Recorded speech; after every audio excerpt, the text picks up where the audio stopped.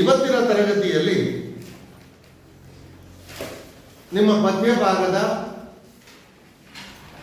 6ನೇ ಪದ್ಯವಾದಂತಹ ಶಿಶು ಮಕ್ಕಳಿಗೊಲಿದ ಮಾದೇವ ಎಂಬ ಪದ್ಯ ಭಾಗವನ್ನು ಈ ತರಗತಿಯಲ್ಲಿ ನಾವು ನೋಡೋಣ. ಈ ಪದ್ಯ ಭಾಗ ಜನಪದ ಸಾಹಿತ್ಯದ ಒಂದು ಪ್ರಕಾರ. ಜನಪದ ಸಾಹಿತ್ಯ ಕನ್ನಡ ಸಾಹಿತ್ಯದಲ್ಲಿ ವಿಪುಲವಾಗಿ, ಸಮೃದ್ಧವಾಗಿ, ಶ್ರೀಮಂತವಾಗಿ ಬೆಳೆದಿರುವಂತಹ ಒಂದು ಶ್ರೇಷ್ಠವಾದಂತಹ ಸಾಹಿತ್ಯ ಪ್ರಕಾರ. ಜನಪದ ಸಾಹಿತ್ಯ ಒಂದು ನಿರ್ದಿಷ್ಟವಾದಂತಹ ಕಾಲಮಾನದಲ್ಲಿ ಹುಟ್ಟಿದೆ ಅನ್ನುವುದಕ್ಕೆ ನಮ್ಮಲ್ಲಿ ಯಾವ ಆಧಾರಗಳು ಇಲ್ಲ. ಇದು ಅನಕ್ಷರಸ್ಥರಿಂದ, ಅವಿದ್ಯಾವಂತರಿಂದ ಹುಟ್ಟಿ ಕಾಲದಿಂದ ಕಾಲಕ್ಕೆ, ಬಾಯಿಂದ ಬಾಯಿಗೆ ಹರಿದುಕೊಂಡು ಬಂದಂತಹ ಒಂದು ಸಾಮೂಹಿಕವಾದಂತಹ ಸೃಷ್ಟಿ. ಇದು ಯಾರು ರಚನೆ ಮಾಡಿದ್ದಾರೆ ಅನ್ನುವಂತಹ ರಚನೆಕಾರನ ಹೆಸರು ಕೂಡ ನಮಗೆ ಸಿಕ್ಕೋದಿಲ್ಲ.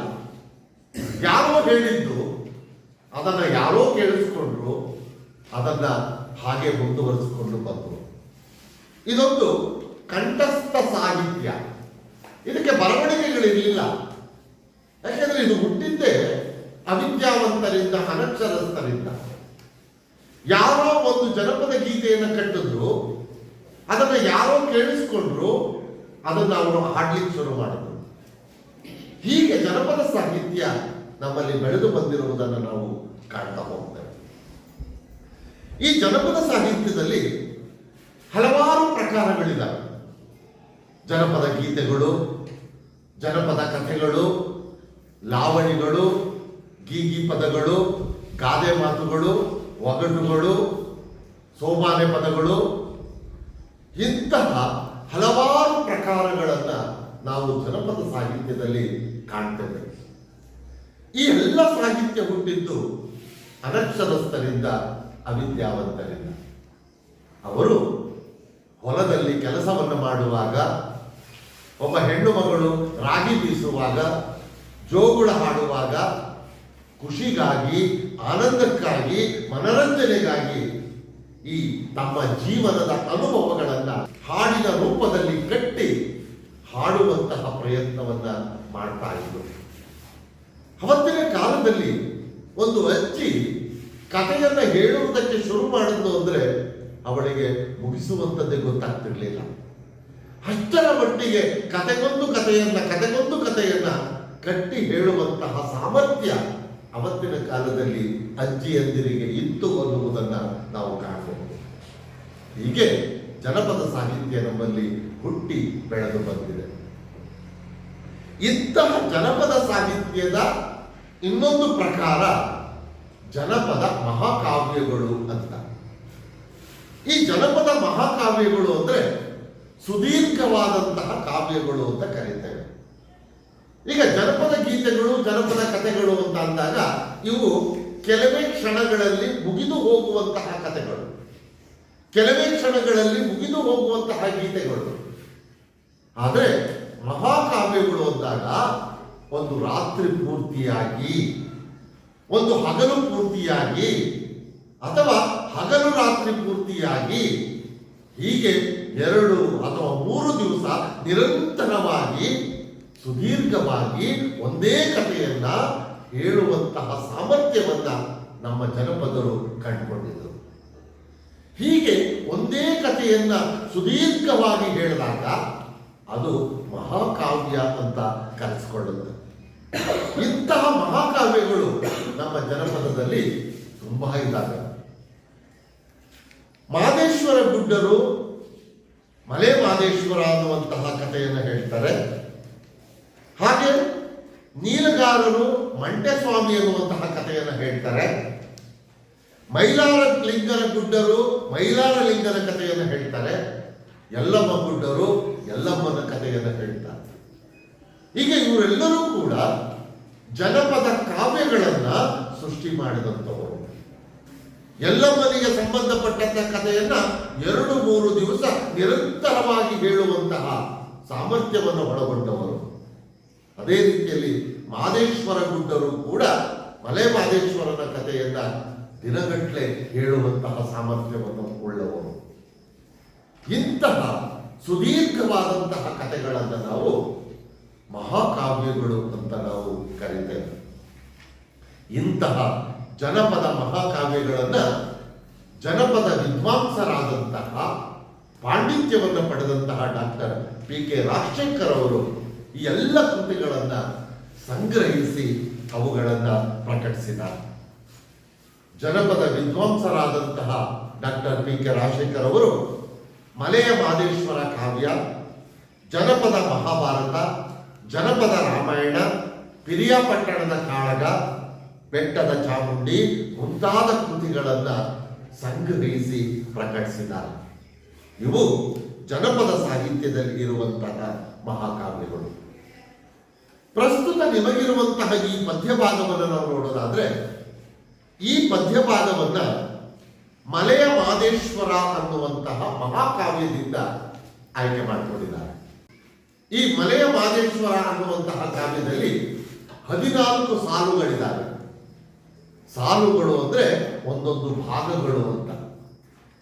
ಈ ಮಲೆಯ ಮಾದೇಶ್ವರ ಕಾವ್ಯದಲ್ಲಿ 14 ಭಾಗಗಳನ್ನು ನಾವು ಕಾಣಬಹುದು. ಆ 14 ಭಾಗಗಳಲ್ಲಿ ಕೆಲವನ್ನು ನಾವು ನೋಡೋದಾದ್ರೆ, ಹುಟ್ಟಿ ಬೆಳೆದ ಸಾಲು, ಶ್ರವಣ ದೊರೆಯ ಸಾಲು, ಜುಂಜೇಗೌಡನ ಸಾಲು, ಸಂಕಮ್ಮನ ಸಾಲು, ಇಕ್ಕೇರಿ ದೇವಮ್ಮನ ಸಾಲು, ಬೇವಿನ ಕಾಳಿ ಸಾಲು, ಸರಗೂರಯ್ಯನ ಸಾಲು, ಇವು ಮಲೆ ಮಾದೇಶ್ವರನ ಕಾವ್ಯದಲ್ಲಿ ಬರುವಂತಹ ಪ್ರಮುಖವಾದಂತಹ ಸಾಲುಗಳು ಅಥವಾ ಕಾವ್ಯಗಳು.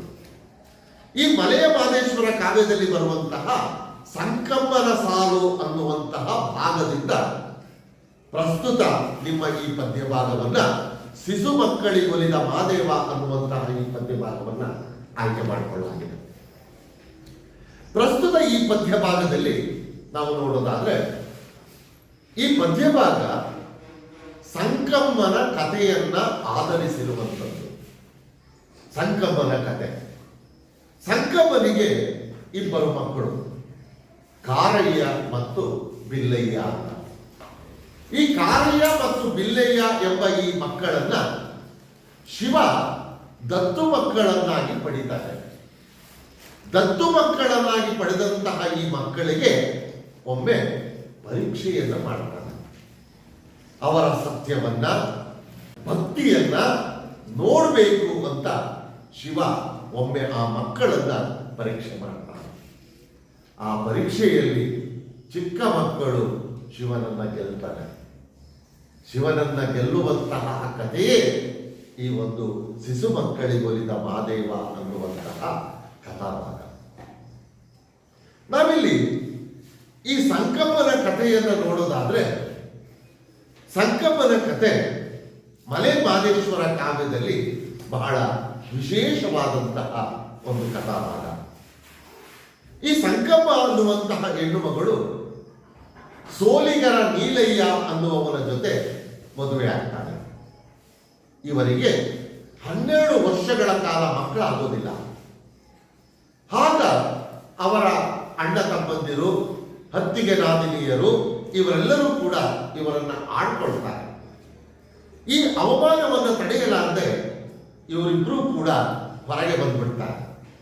ದೂರದ ಒಂದು ಕಾಡಿನಲ್ಲಿ ಹೋಗಿ ಒಂದು ಗುಡಿಸಲನ್ನು ಕಟ್ಟಿಕೊಂಡು ಇಬ್ಬರು ಕೂಡ ಜೀವನ ಮಾಡೋದಕ್ಕೆ ಶುರು ಮಾಡ್ತಾರೆ. ಹೀಗಿರುವಂತಹ ಸಂದರ್ಭದಲ್ಲಿ ಆ ವಂಶದ ಸಂಪ್ರದಾಯದಂತೆ ಮದುವೆಯಾದ ಮೇಲೆ ಕಾಡಿಗೆ 9 ತಿಂಗಳುಗಳ ಕಾಲ ಬೇಟೆಗೆ ಗಂಡು ಹೋಗ್ಬೇಕಾಗಿರುತ್ತೆ. ಅದು ಸೋಲಿಗರ ನೀಲಯ್ಯನಿಗೆ ನೆನಪು ಬರುತ್ತೆ. ಆಗ ಅವನು ಹೆಂಡತಿಗೆ ಹೇಳ್ತಾನೆ, ಹೆಣ್ಣೆ, ನಾನು 9 ತಿಂಗಳ ಕಾಲ ಕಾಡಿಗೆ ಬೇಟೆಗಾಗಿ ಹೋಗ್ಬೇಕು. ಆಗ ನೀನು ಗುಡಿಸಲಲ್ಲಿ ಒಬ್ಬಳೇ ಇರ್ತೀಯಾ?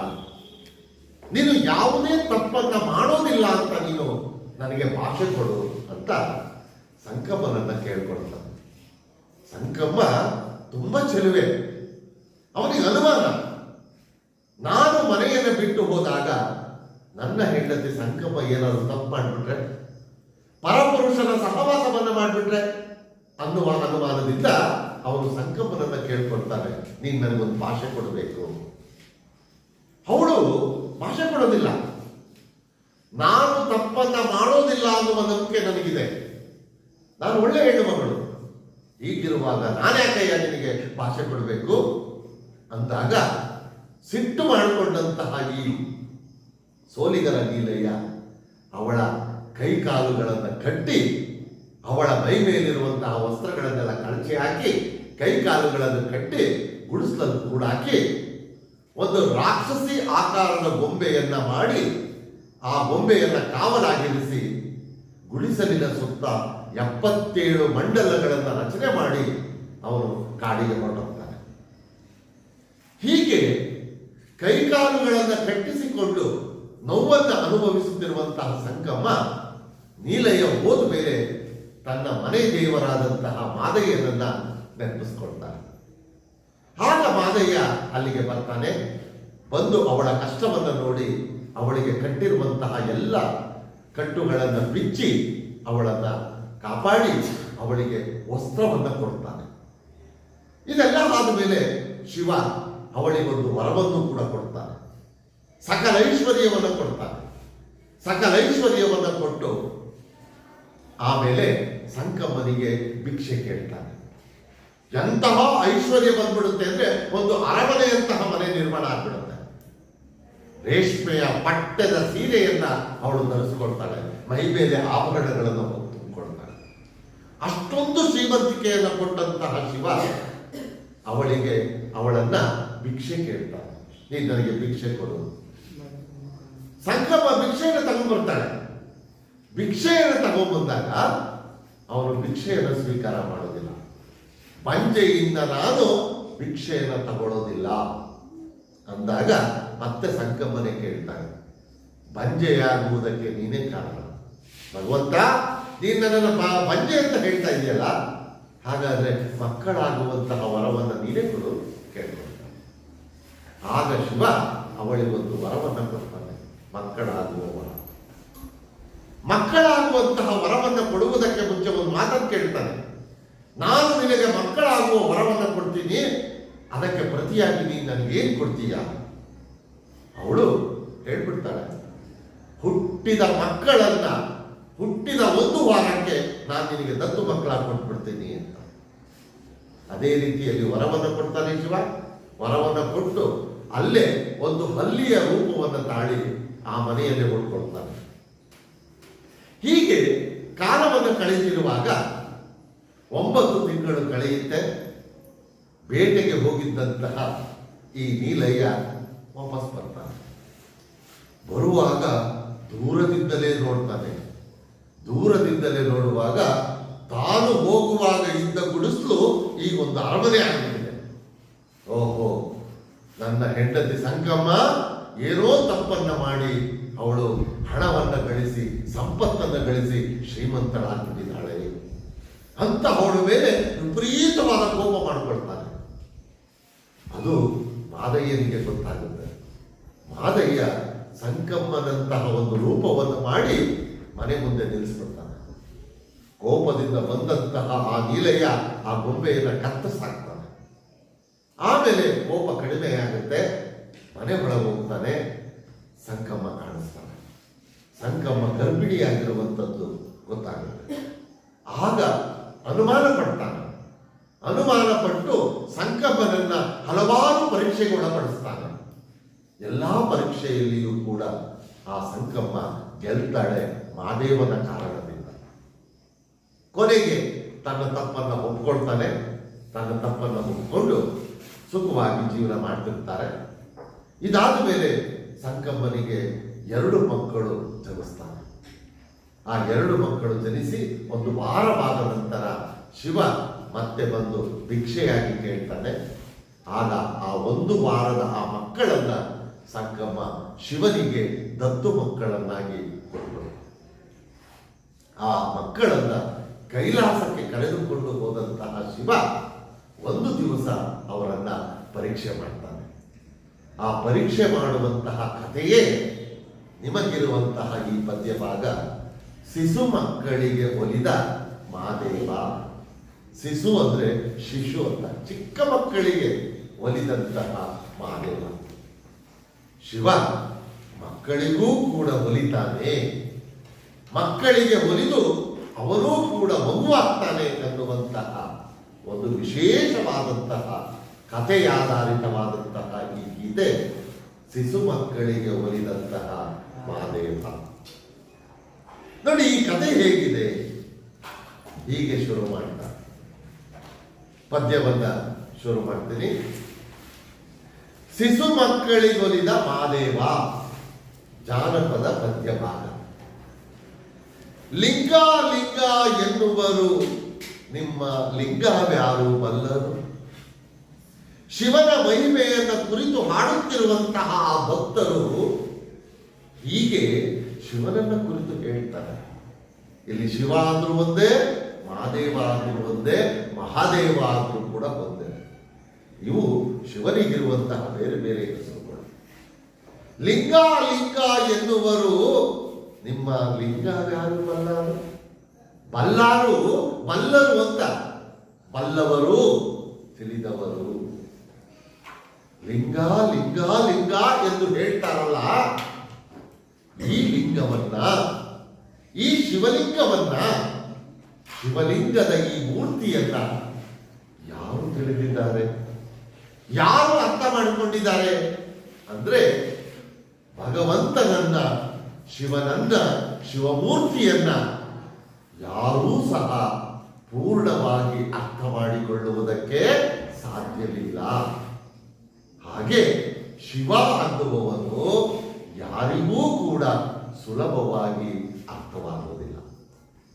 ಆ ಹಿನ್ನೆಲೆಯಲ್ಲಿ ಆ ಭಕ್ತ ಹೇಳ್ತಿದ್ದಾನೆ, ಲಿಂಗ ಲಿಂಗ ಎನ್ನುವರು, ಲಿಂಗವನ್ನು ಯಾರು ಬಲ್ಲರು? ಆ ಲಿಂಗವನ್ನು ಯಾರು ಬಲ್ಲವರು, ಯಾರು ತಿಳಿದಿದ್ದಾರೆ? ಶಿವನನ್ನ ಯಾರು ಅರ್ಥ ಮಾಡಿಕೊಂಡಿದ್ದಾರೆ? ಭಗವಂತನನ್ನ ಅರ್ಥ ಮಾಡಿಕೊಳ್ಳುವುದಕ್ಕೆ ಯಾರಿಂದಲೂ ಕೂಡ ಸಾಧ್ಯವಿಲ್ಲ. ಮೂಡಲ ಮಲೆಯಲ್ಲಿ ಮಾದೇವ, ಏಗದಲ್ಲಿ ತಾವರ್ಗೌರೇ. ಮೂಡಲ ಮಲೆ, ಮೂಡಲ, ಮೂಡಲ ಅಂದ್ರೆ ದಿಕ್ಕು, ಮೂಡಲ ಅಂದ್ರೆ ಪೂರ್ವ ಅಂತ. ಪೂರ್ವ ದಿಕ್ಕಿನ ಮಲೆ, ಮಲೆ ಅಂತ ಹೇಳಿದ್ರೆ ಬೆಟ್ಟ ಅಂತ. ಪೂರ್ವ ದಿಕ್ಕಿನ ಬೆಟ್ಟದಲ್ಲಿ, ಮೂಡಲ ಮಲೆಯಲ್ಲಿ ಮಾದೇವ, ಪೂರ್ವ ದಿಕ್ಕಿನಲ್ಲಿರುವಂತಹ ಬೆಟ್ಟದಲ್ಲಿ ಮಹಾದೇವ. ಏಗದಲ್ಲಿ ತಾವರ್ಗೌರೆ. ಏಗ ಇದು ಗ್ರಾಮ್ಯ ಭಾಷೆ. ಏಗ ಅಂದ್ರೆ ಯೋಗ ಅಂತ, ಯೋಗ ಅಂದ್ರೆ ಅದೃಷ್ಟ ಅಂತ. ಏಗದಲ್ಲಿ ತಾವರ್ಗವ್ರೆ, ತಾನು ಹೊರಗಿಕೊಂಡು ಮಲಗಿದ್ದಾನೆ ಅಂದ್ರೆ ಅದೃಷ್ಟದಲ್ಲಿ ಶಿವನು ಮಲಗಿದ್ದಾನೆ, ಅದೃಷ್ಟದಿಂದ ಮಲಗಿದ್ದಾನೆ. ಎಲ್ಲಿ? ಪೂರ್ವ ದಿಕ್ಕಿನ ಆ ಬೆಟ್ಟದಲ್ಲಿ.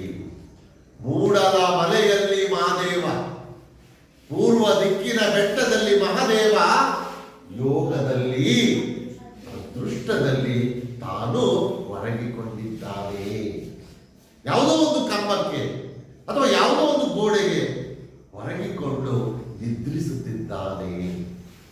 ಹೊರಗಿಕೊಂಡವರು ಪೂರ್ಣ ಪ್ರಮಾಣದಲ್ಲಿ ನಿದ್ರೆ ಮಾಡುತ್ತಿದ್ದಾರೆ ಅಂತ ಹೇಳಕ್ಕಾಗೋದಿಲ್ಲ. ನೋಡುವುದಕ್ಕೆ ಕಣ್ಮುಚ್ಚಿರ್ತಾರೆ ಅಷ್ಟೇ, ಆದ್ರೆ ಏನೋ ಯೋಚನೆಯಿಂದ ಮಾಡ್ತಿರ್ತಾರೆ. ಹೀಗೆ ಮಹಾದೇವ ಹೊರಗಿಕೊಂಡು ನಿದ್ರಾವಸ್ಥೆಯಲ್ಲಿ ಇದ್ದಾನೆ. ಏಗದಲ್ಲಿ ತಾವರಗವರೇ, ಏನೆಂದು ಯೋಚನೆ ಮಾಡವರೇ? ಏಗದಲ್ಲಿ ತಾವರಗವರೇ, ಅದೃಷ್ಟದಲ್ಲಿ ತಾನು ಹೊರಗಿಕೊಂಡಿರುವವನು, ಅದೃಷ್ಟದಲ್ಲಿ ಹೊರಗಿಕೊಂಡಿರುವಂತಹ ಈ ಮಹಾದೇವ ಏನೆಂದು ಯೋಚನೆ ಮಾಡಿದ್ದಾರೆ ಗೊತ್ತಾ? ಏನೆಂದು ಯೋಚನೆ ಮಾಡವರೇ? ಏನು ಎಂದು ಯೋಚನೆ ಮಾಡಿದ್ದಾರೆಂದರೆ, ಮುಂದೆ ನೋಡಿ ಹೇಳ್ತಾರೆ, ಏನು ಅಂತ ಯೋಚನೆ ಮಾಡಿದ್ದಾರೆ ಅಂದರೆ ನಿಜ ನೋಡಿ ಕಣ್ಣು ಕೊಟ್ಟಂತ ಬ್ಯಾಡಾರ ಕಣ್ಣಯ್ಯನ ಪಡೆದೇವನಿ ಏನು ಯೋಚನೆ ಮಾಡ್ತಿದ್ದಾನೆ ಅಂದ್ರೆ ಶಿವ ಭಕ್ತರ ಬಗ್ಗೆ ಯೋಚನೆಯನ್ನ ಮಾಡ್ತಿದ್ದಾನೆ. ಇಲ್ಲಿ ಬ್ಯಾಡಾರ ಕಣ್ಣಯ್ಯ ಅಂದ್ರೆ ಬೇಡರ ಕಣ್ಣಪ್ಪ. ಇವನೂ ಕೂಡ ಒಬ್ಬ ಶ್ರೇಷ್ಠ ಶಿವಭಕ್ತನೇ. ಬೇಡರ ಕಣ್ಣಪ್ಪಂದು ಒಂದು ಕಥೆ ಇದೆ, ಗೊತ್ತಿರಬೇಕು ನಿಮಗೆ. ಅವನೊಬ್ಬ ಬೇಟೆಗಾರ, ಬೇಡರ ಜನಾಂಗದಲ್ಲಿ ಹುಟ್ಟಿದಂತಹ ಒಬ್ಬ ಬೇಟೆಗಾರ ಈ ಕಣ್ಣಪ್ಪ. ಪ್ರತಿದಿನವೂ ಬೇಟೆಗೆ ಹೋಗ್ತಿರ್ತಾನೆ, ಪ್ರಾಣಿಗಳನ್ನ ಬೇಟೆ ಆಡ್ತಾನೆ. ಸಿಕ್ಕಂತಹ ಮಾಂಸವನ್ನ ತಾನು ಅರ್ಧ ತೆಗೆದುಕೊಂಡು ಉಳಿದದ್ದನ್ನ ಶಿವನಿಗೆ ನೈವೇದ್ಯವಾಗಿ ಇಟ್ಟಿರ್ತಾನೆ. ಇಂತಹ ಶಿವಭಕ್ತ, ಮುಕ್ತನಾದ ಶಿವಭಕ್ತ. ಒಂದು ದಿವಸ ಇದ್ದಕ್ಕಿದ್ದಾಗೆ ಏನಾಗುತ್ತೆ, ಶಿವಲಿಂಗದಲ್ಲಿ 2 ಕಣ್ಣುಗಳು ಕಾಣಿಸ್ಕೊಳ್ತಾನೆ. ಒಂದು ಕಣ್ಣಿನಲ್ಲಿ ಇದ್ದಕ್ಕಿದ್ದ ಹಾಗೆ ರಕ್ತ ಬರೋದಕ್ಕೆ ಶುರುವಾಗುತ್ತೆ. ಆಗ ಬೇಡರ ಕಣ್ಣಪ್ಪ ತನ್ನ ಕಣ್ಣನ್ನೇ ತೆಗೆದು ಆ ಶಿವಲಿಂಗಕ್ಕೆ ಜೋಡಣೆ ಮಾಡ್ತಾನೆ. ಮತ್ತೆ ಮತ್ತೊಂದು ಕಣ್ಣಿನಲ್ಲಿ ರಕ್ತ ಬರೋದಕ್ಕೆ ಶುರುವಾಗುತ್ತೆ. ಆಗ ತನ್ನ ಇನ್ನೊಂದು ಕಣ್ಣನ್ನು ಕೂಡ ಕೊಟ್ಟು ಆ ರಕ್ತವನ್ನು ನಿಲ್ಲಿಸ್ತಾನೆ. ಅಂದ್ರೆ ಭಕ್ತ ತನಗೆ ಕಷ್ಟವಾದರೂ ಚಿಂತೆ ಇಲ್ಲ, ಭಗವಂತನಿಗೆ ಕಷ್ಟವಾಗಬಾರ್ದು, ಭಗವಂತನಿಗೆ ನೋವಾಗಬಾರ್ದು ಅನ್ನುವ ಮನಸ್ಥಿತಿ ಉಳ್ಳವನೇ ಭಕ್ತ ಅಂತ. ಅಂತಹ ಶ್ರೇಷ್ಠರಾದಂತಹ ಭಕ್ತರ ಸಾಲಿನಲ್ಲಿ ನಿಲ್ಲುವವರು ಈ ಬೇಡರ ಕಣ್ಣಪ್ಪ. ಅದನ್ನೇ ಇಲ್ಲಿ ಶಿವ ಯೋಚಿಸ್ತಿದ್ದಾನೆ. ನಿಜ ನೋಡಿ ಕಣ್ಣು ಕೊಟ್ಟಂತ, ನಿಜ ಸತ್ಯ, ಸತ್ಯವನ್ನ ಪ್ರತ್ಯಕ್ಷವಾಗಿ ಕಂಡು ತನ್ನ ಕಣ್ಣುಗಳನ್ನೇ ಕೊಟ್ಟಂತಹ ಬೇಡರ ಕಣ್ಣಯ್ಯನನ್ನ, ಬೇಡರ ಕಣ್ಣಪ್ಪನನ್ನ ನಾನು ಭಕ್ತನನ್ನಾಗಿ ಪಡೆದಿದ್ದೇನೆ. ಸತ್ಯವನ್ನ ನೋಡಿ, ಸತ್ಯವನ್ನ ಪ್ರತ್ಯಕ್ಷವಾಗಿ ಕಂಡು ತನ್ನ ಕಣ್ಣುಗಳನ್ನೇ ಕೊಟ್ಟಂತಹ ಮಹಾನ್ ಭಕ್ತನಾದ ಬೇಡರ ಕಣ್ಣಪ್ಪನನ್ನ ನಾನು ಭಕ್ತನನ್ನಾಗಿ ಪಡೆದಿದ್ದೇನೆ. ಅಷ್ಟೇ ಅಲ್ಲ, ಸತ್ಯವಂತ ಸಂಗಮದ ಮಕ್ಕಳ ನಾ ದತ್ತುವಾಗಿ ಪಡೆದಿವ್ರಿ. ಅಷ್ಟೇ ಅಲ್ಲ, ಸತ್ಯವಂತೆ ಸಂಕಮ್ಮನ ಮಕ್ಕಳನ್ನ, ಸತ್ಯವಂತೆ ಸಂಕಮ್ಮನ ಮಕ್ಕಳಾದಂತಹ ಕಾರಯ್ಯ ಮತ್ತು ಬಿಲ್ಲಯ್ಯ. ಸಂಕಮ್ಮನ ಮಕ್ಕಳ ಇಬ್ಬರು ಹೆಸರು ನೆನಪಿಟ್ಕೊಳ್ಬೇಕು, ಉತ್ತರ ಬರೆಯೋದಕ್ಕೆ. ಒಬ್ಬ ಮಗನ ಹೆಸರು ಕಾರಯ್ಯ, ಇನ್ನೊಬ್ಬ ಮಗನ ಹೆಸರು ಬಿಲ್ಲಯ್ಯ ಅಂತ. ಕಾರಯ್ಯ ಬಿಲ್ಲಯ್ಯ. ಸತ್ಯವಂತೆಯಾದಂತಹ ಸಂಕಮ್ಮನ ಮಕ್ಕಳನ್ನ, ಸಂಕಮ್ಮನ ಮಕ್ಕಳಾದಂತಹ ಕಾರಯ್ಯ ಮತ್ತು ಬಿಲ್ಲಯ್ಯನನ್ನ ನಾನು ದತ್ತು ಮಕ್ಕಳನ್ನಾಗಿ ಪಡೆದಿದ್ದೇನೆ. ಆ ಮಕ್ಕಳು ಹೇಗಿದ್ದಾರೆ? ಆ ಮಕ್ಕಳು ಎಂತವರು ಅಂದ್ರೆ, ಎಷ್ಟೊತ್ತು ಯಾವ ಗಳಿಗೆಯಲು ಈ ಮಕ್ಕಳು ಬಿಟ್ಟು ಹೋಗೋರಲ್ಲ. ಎಷ್ಟೊತ್ತು ಯಾವ ಗಳಿಗೆಯಲು, ಎಷ್ಟೊತ್ತಿನಲ್ಲೂ ಯಾವ ಗಳಿಗೆಯಲು ಯಾವ ಸಮಯದಲ್ಲೂ ಆ ಮಕ್ಕಳು ಎಂತವರು ಅಂದ್ರೆ, ಈ ಮಕ್ಕಳು ಬಿಟ್ಟು ಹೋಗೋರಲ್ಲ, ಬಿಟ್ಟು ಹೋಗೋದೇ ಇಲ್ಲ. ಯಾವಾಗಲೂ ಶಿವನ ಹಿಂದೆ ಸುತ್ತಾಕುವಂತಹ, ಶಿವನನ್ನೇ ಹಿಂಬಾಲಿಸುವಂತಹ, ಶಿವನ ಬಳಿಯಲ್ಲೇ ಇರುವಂತಹ ಶಿವಭಕ್ತರು ಮಕ್ಕಳುಗಳು ಇವರು, ಈ ಕಾರಯ್ಯ ಮತ್ತು ಬಿಲ್ಲಯ್ಯ.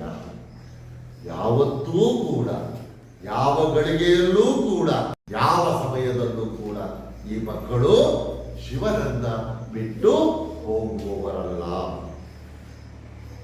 ಈಗಿರುವಂತಹ ಈ ಮಕ್ಕಳು ಒಂದು ದಿವಸ ಹೊರಗಡೆ ಹೋಗಿದ್ದಾರೆ. ಆ ಹೊರಗಡೆ ಎಲ್ಲಿ ಹೋಗಿದ್ದಾರೆ? ಕಡ್ಡಿ ಹಣ್ಣಕ್ಕೆ ಸಿಸುಮಕ್ಕ ನನಗೆ ಪುಷ್ಪ ತರೋದಕ್ಕೆ ಹೋಗವ್ರೆ. ಕಡ್ಡಿ ಹಳ್ಳಕ್ಕೆ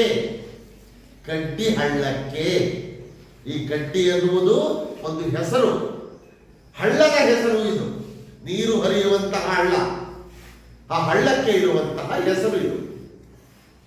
ಆ ಕಟ್ಟಿ ಹಳ್ಳಕ್ಕೆ ಶಿಶುಮಕ್ಕ, ಶಿಶು ಮಕ್ಕಳು, ಶಿಶು ಮಕ್ಕಳು, ಆ ಚಿಕ್ಕ ಮಕ್ಕಳು ಕಡ್ಡಿ ಹಳ್ಳಕ್ಕೆ ಹೋಗಿದ್ದಾರೆ.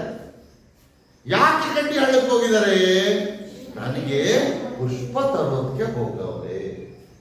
ಶಿವನಿಗೆ ಹೂವನ್ನ ತರುವುದಕ್ಕಾಗಿ ಆ ಇಬ್ಬರು ಮಕ್ಕಳು ಮತ್ತು ಬೇಡರ ಕಣ್ಣಯ್ಯ ಕಡ್ಡಿ ಹಳ್ಳಕ್ಕೆ ಹೋಗಿದ್ದಾರೆ. ಕಡ್ಡಿ ಹಳ್ಳಕ್ಕೆ ಹೋಗಿದ್ದಾರೆ.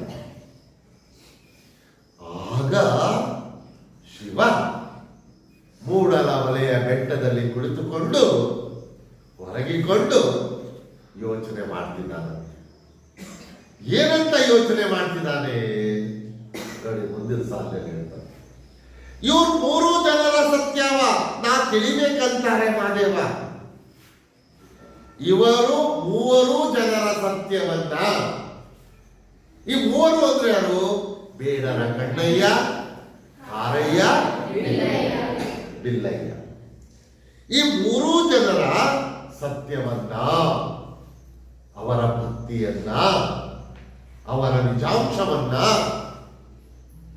ಶಿವ ತಿಳಿಬೇಕಂತಾರೆ, ತಿಳಿಯಬೇಕು ಅಂತ ಬಯಸಿದ್ದಾರೆ.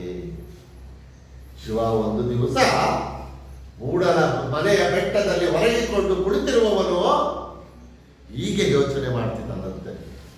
ಈ 3 ಜನರ ಸತ್ಯವನ್ನ, ಅಂದರೆ ಬೇಡರ ಕಣ್ಣಯ್ಯ, ಕಾರಯ್ಯ, ಬಿಲ್ಲಯ್ಯ, ಈ 3 ಜನಗಳ ಸತ್ಯವನ್ನ ತಿಳಿಯಬೇಕೆಂದು ಬಯಸಿದ್ದಾನೆ, ಯೋಚನೆ ಮಾಡ್ತಿದ್ದಾನೆ. ಯಾವಾಗ ಅವನಿಗೆ ಈ 3 ಜನಗಳ ಸತ್ಯವನ್ನ ತಿಳಿಯಬೇಕು ಅನ್ನುವಂತಹ ಆಲೋಚನೆ ಬಂತು, ಆಗ ಮಹಾದೇವ ತಕ್ಷಣಕ್ಕೆ ನಿರ್ಧಾರ ಬಂದ್ಬಿಟ್ಟ. ಯಾವ ನಿರ್ಧಾರ? ಏನ್ ಮಾಡ್ತಾನೆ ನೋಡಿ. ಮಾಯಾದ ಮಳೆಯ ಕದ್ದು ನಾನು ಈ ಮಕ್ಕಳ ಸತ್ಯ ನೋಡಬೇಕು.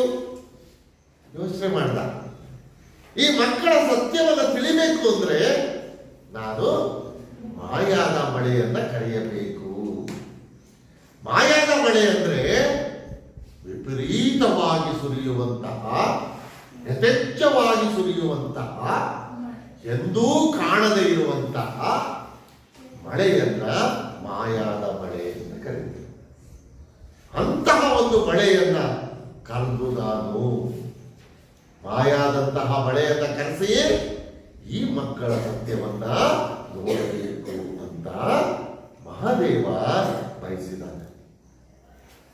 ಹೀಗೆ ಮಳೆಯನ್ನ ಕರೆಸಿ ಸತ್ಯವನ್ನ ನೋಡಬೇಕು ಎಂದು ಬಯಸಿದಂತಹ ಈ ಮಹಾದೇವ ನೇರವಾಗಿ ಎಲ್ಲಿಗೆ ಬರ್ತಾನೆ ನೋಡಿ. ದೇವೇಂದ್ರ ಪತಿಯ ಬಳುಗೆಯನ್ನ ಮುದ್ದು ಮಹಾದೇವ ಬಂದವರೇ. ಯಾರ ಬಳಿಗೆ ಬಂದಿದ್ದಾನೆ ಅಂದ್ರೆ ದೇವೇಂದ್ರ ಪತಿಯ ಬಳುಗೆ. ಬಳುಗೆ ಅಂದ್ರೆ ಬಳಿಗೆ ಅಂತ, ಅಲ್ಲಿ ಆಡು ಭಾಷೆ, ಅದು ಆಡು ಭಾಷೆಯನ್ನೇ ಯಥಾವತ್ತಾಗಿ ಬಳಸಿದ್ದಾರೆ. ನೀವು ಗ್ರಾಂಥಿಕ ರೂಪದಲ್ಲಿ ಬರ್ಕೊಳ್ಬೇಕು ಅಥವಾ ಅರ್ಥ ಮಾಡ್ಕೊಳ್ಬೇಕು. ದೇವೇಂದ್ರ, ದೇವೇಂದ್ರ, ದೇವೇಂದ್ರ ಪತಿ. ಯಾರು ದೇವೇಂದ್ರ? ಇಂದ್ರ. ಇಂದ್ರ ಯಾರು? ದೇವತೆಗಳ ಒಡೆಯ ಅವನು, ಸ್ವರ್ಗಾಧಿಪತಿ. ಸ್ವರ್ಗಾಧಿಪತಿಯಾದಂತಹ ದೇವೇಂದ್ರನ ಬಳಿಗೆ ಮಹಾದೇವ ಬಂದಿದ್ದಾನೆ. ಮುದ್ದು ಮಹಾದೇವ ಬಂದಿದ್ದಾನೆ. ಮುದ್ದು ಮಹಾದೇವ ಬಂದಿದ್ದಾನೆ. ಬಂದವನು ಏನ್ ಕೇಳ್ತಿದ್ದಾನೆ? ಹೀಗೆ, ಹಳ್ಳ ಪಳ್ಳ ತುಂಬಿ ತುಳುಕುವ ಮಾಯಾದ ಮಳೆಯ ಕಣ್ಣಪ್ಪ. ಏನ್ ಕೇಳ್ತಿದ್ದಾನೆ? ಹಳ್ಳ ಪಳ್ಳಗಳೆಲ್ಲ ತುಂಬಿ ತುಳುಕುವಂತಹ, ತುಂಬಿ ಹರಿಯುವಂತಹ ಮಾಯಾದ ಮಳೆಯನ್ನು ನೀನು ಸುರಿಸಬೇಕು, ತರಬೇಕು. ನೀನು ತರುವಂತಹ ಮಳೆಯಿಂದ ಇರು ಬರುವಂತಹ ಎಲ್ಲ ಹಳ್ಳ ಕೊಳ್ಳಗಳೆಲ್ಲ ತುಂಬಿಕೊಂಡರಿಬೇಕು, ತುಂಬಿ ತುಳ್ಕಾಡ್ಕೊಂಡರಿಬೇಕು. ಅಂತಹ ಒಂದು ಮಳೆಯನ್ನು ನೀನು ಕರೆಸು. ದೇವೇಂದ್ರ ಪತಿಯಲ್ಲಿ ಕೇಳ್ಕೊಂಡ. ಆಮೇಲೆ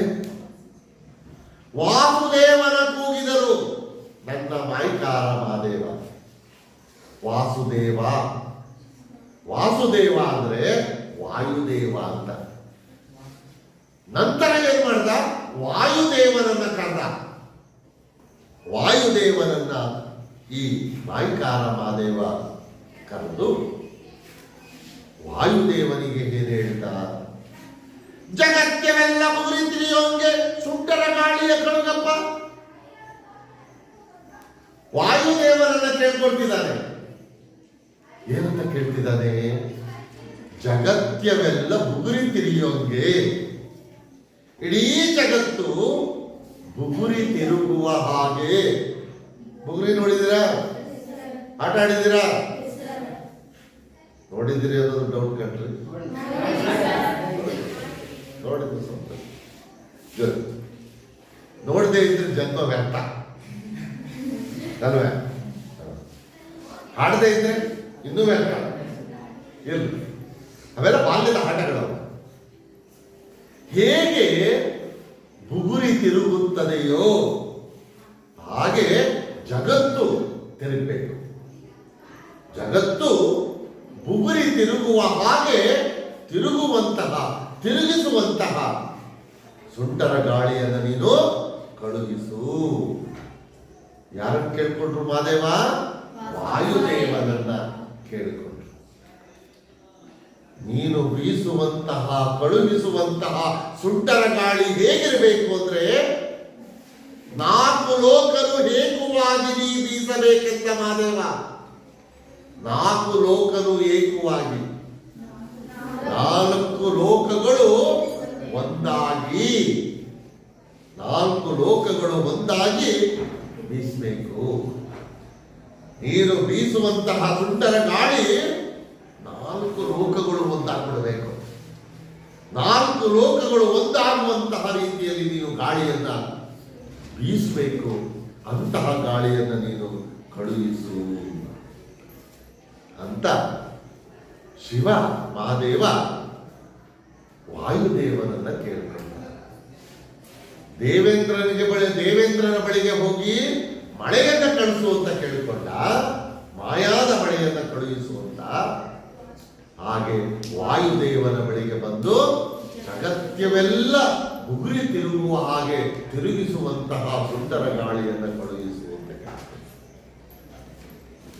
ಈ ರೀತಿಯಲ್ಲಿ ಕೇಳುತ್ತಿರುವಂತಹ ಶಿವನ ಮಾತುಗಳಿಗೆ ಯಾರಾದರೂ ಉತ್ತರ ಕೊಡಕ್ಕೆ ಸಾಧ್ಯವೇ ಇಲ್ಲ. ನೋಡಿ, ಅದನ್ನ ಹೇಳ್ತಿದ್ದಾನೆ ಭಕ್ತ. ಹಾಡನ್ನ ಹೇಳುತ್ತಿರುವಂತಹ ಭಕ್ತ ಹೇಳ್ತಿದ್ದಾನೆ ನೋಡಿ, ಈ ಕೆಂಡ ಗಂಡೈನ ಮಾತಿಗೆ ನೀವು ಉತ್ತರ ಹೇಳಿರೋ ಏನ್ರಪ್ಪ? ಹಾಡನ್ನ ಕೇಳಿಸಿಕೊಳ್ಳುತ್ತಿರುವವರಿಗೆ ಹೇಳ್ತಿದ್ದ, ನೀವೇನಾದ್ರು ಉತ್ತರ ಹೇಳ್ತೀರನ್ರಯ್ಯ? ಈ ಕೆಂಡ ಗಂಡೈನ ಮಾತಿಗೆ, ಕೆಂಡಗಂಡಿನವನು ಶಿವ ಮಹಾದೇವ. ಮಹಾದೇವ ಹೇಳುತ್ತಿರುವಂತಹ ಈ ಮಾತುಗಳಿಗೆ ಭಕ್ತರಾದಂತಹ ಪ್ರೇಕ್ಷಕರಾದಂತಹ ನಾವುಗಳು ಏನಾದರೂ ಉತ್ತರ ಕೊಡಕ್ಕೆ ಸಾಧ್ಯನಾ? ಸಾಧ್ಯವೇ ಇಲ್ಲ. ಯಾರು ಉತ್ತರವನ್ನು ಕೊಡಲಾಗದಂತಹ ರೀತಿಯಲ್ಲಿ ಶಿವ ದೇವೇಂದ್ರನಿಗೆ ಮತ್ತು ವಾಯುದೇವನಿಗೆ ಹೇಳ್ತಾ ಇದ್ದಾರೆ. ಆಗ ಆ ದೇವೇಂದ್ರಪತಿ ಮತ್ತು ವಾಯುದೇವ ಇಬ್ರು ಏನ್ ಹೇಳಿದ್ರು ನೋಡಿ ಶಿವನಿಗೆ? ಒಪ್ಪಿಕೊಂಡ ಮಹಾದೇವ, ನೀವು ಒಪ್ಪದಂಗೆ ಮಾಡ್ತೀವಿ. ಒಪ್ಕೊಂಡ ಮಹಾದೇವ, ನೀನ್ ಹೇಳ್ಬೇಕು, ನೀನು ಹೆಂಗೆ ಹೇಳ್ತೀವ ಹಂಗೆ ಮಾಡ್ತೀವಿ ನಾವು. ನೀನು ಒಪ್ಪದಂಗೆ ಮಾಡ್ತೀವಿ, ನಿನಗೆ ಹೇಗೆ ಇಷ್ಟನೋ ಹಾಗೆ ನಾವು ಮಾಡ್ತೀವಿ. ನೀನು ಏನು ಹೇಳಬೇಕೋ ಅದನ್ನು ಹೇಳು, ನೀನು ಹೇಳಿದ್ದನ್ನ ಚಾಚು ತಪ್ಪದೆ ನಾವು ಪಾಲಿಸ್ತೀವಿ ಅಂತ ದೇವೇಂದ್ರಪತಿ ಮತ್ತು ವಾಯುದೇವ ಇಬ್ಬರು ಕೂಡ ಒಪ್ಪಿಗೆಯನ್ನ ಕೊಟ್ಟರು. ಶಿವ ಅಷ್ಟಕ್ಕೆ ಸುಮ್ಮನಾಗ್ಲಿಲ್ಲ. ಮತ್ತೇನ್ ಮಾಡ್ದ ನೋಡಿ, ಗುಡುಗಾಜಮ್ಮನ ಕರೆದವ್ರೆ. ನೀ ಗುಡುಗಬೇಕು ಅಂದವ್ರೆ. ಗುಡುಗಾಜಮ್ಮನ ಕರೆದ್ರು. ಗುಡುಗಮ್ಮ, ಗುಡುಗನ್ ಕರೆದ್ರು. ನೋಡಮ್ಮ, ಗುಡುಗಮ್ಮ, ನೀನು ಗುಡುಗ್ಬೇಕು, ಜೋರಾಗಿ ಗುಡುಗ್ಬೇಕು ನೀನು ಅಂತ ಗುಡುಗಾಜಮ್ಮನಿಗೆ ಆದೇಶವನ್ನ ಕೊಟ್ಟರು. ಅಷ್ಟೇ ಅಲ್ಲ, ಇನ್ನೊಂದು ಮಾತು ಹೇಳಿದ್ರು. ನೀ ಮಗ ಬೊಮ್ಮರಾಯನ ನೀ ಮಾಯಾದ ಸಿಳ್ಳ ಕೊಡಬೇಕು. ಸಿಡಿಲು ಮಾಯಾದ ಸಿಡಿಲನ್ನ, ಎಂದೂ ಕಾಣದೇ ಇರುವಂತಹ ಸಿಡಿಲನ್ನ ನೀನು ನಿನ್ನ ಮಗನಾದಂತಹ ಬೊಮ್ಮರಾಯನಿಂದ ಕೊಡಿಸ್ಬೇಕು. ನೀನು ಬಿಡಬೇಕು. ನಿನ್ನ ಮಗನಾದಂತಹ ಬೊಮ್ಮರಾಯನಲ್ಲಿ ನೀನು ಕಟ್ಕೊಂಡು ಸಿಡಿಲನ್ನ ಕೊಡಬೇಕು. ನೋಡಿ, ಒಂದು ಕಡೆ ಮಳೆ, ಇನ್ನೊಂದು ಕಡೆ ಸುಂಟು ಗಾಳಿ, ಮತ್ತೊಂದು ಕಡೆ ಗುಡುಗು, ಇನ್ನೊಂದು ಕಡೆ ಸಿಡಿಲು. ಈ 4 ಜನಗಳಿಗೂ ಆದೇಶವನ್ನು ಕೊಟ್ಟ ಶಿವ ದೇವೇಂದ್ರಪತಿಗೆ ಬಂದು ಮಾಯಾದ ಮಳೆಯನ್ನು ಕಳಿಸು ಅಂತ ಹೇಳ್ದ. ವಾಯುದೇವನ ಬಳಿಗೆ ಬಂದು ಜಗತ್ತೆಲ್ಲ ಉಗುರಿ ತಿರುಗುವ ಹಾಗೆ ತಿರುಗುವಂತಹ ಸುಂಟರ ಗಾಳಿಯನ್ನು ಕಳಿಸುವಂತ. ಗುಡುಗಾಜಮ್ಮನ ಬಳಿಗೆ ಬಂದು ಗುಡುಗಬೇಕು ಅಂತ. ಹಾಗೆ ನಿನ್ನ ಮಗನಾದಂತಹ ಬೊಮ್ಮರಾಯನನ್ನು ಕಟ್ಕೊಂಡು ಸಿಡಿಲನ್ನ ಹೊಡಿಬೇಕು ಅಂತ ಹೇಳಿದ. ಎಲ್ಲರೂ ಒಪ್ಕೊಂಡ್ರು. ಒಪ್ಕೊಂಡಾದ್ಮೇಲೆ ಏನಾಯ್ತು ನೋಡಿ, ಎಲ್ಲರೂ ಕೂಡ ನನ್ನ ಮಹಾದೇವನ ಮಾತ ಕೇಳವರೇ, ಎಲ್ಲರೂ ಕೂಡ ಮಹಾದೇವನ ಮಾತು ಕೇಳ್ಬಿಟ್ರು. ಏನ್ ಮಾಡಿದ್ರು? ಕಾರೆಂಬ ಕತ್ತಲೆಯ ಮಾಡೋರೆ, ಕಾರೆಂಬ ಕತ್ತಲೆಯ ಮಾಡೋರೆ. ಕಪ್ಪಾದಂತ, ಕಾರ್ ಅಂದ್ರೆ ಕಪ್ಪು ಅಂತ, ಕಪ್ಪಾದಂತಹ ಕತ್ತಲೆಯನ್ನ ನಿರ್ಮಿಸಿದ್ದಾರೆ, ಉಂಟು ಮಾಡಿದ್ದಾರೆ. ಈಗ ಇಡೀ ಜಗತ್ತೆಲ್ಲ ಕಪ್ಪಾದ ಕತ್ತಲೆಯಿಂದ ಆವರಿಸಿಕೊಳ್ತು. ಆಮೇಲೆ ಏನಾಯಿತು? ಆಮೇಲೆ ನೋಡೋಣ ಮುಂದಿನ ತರಗತಿಯಲ್ಲಿ. ಅಷ್ಟಕ್ಕೆ ನಿಲ್ಲಿಸ್ಕೊಳ್ಳೋಣ.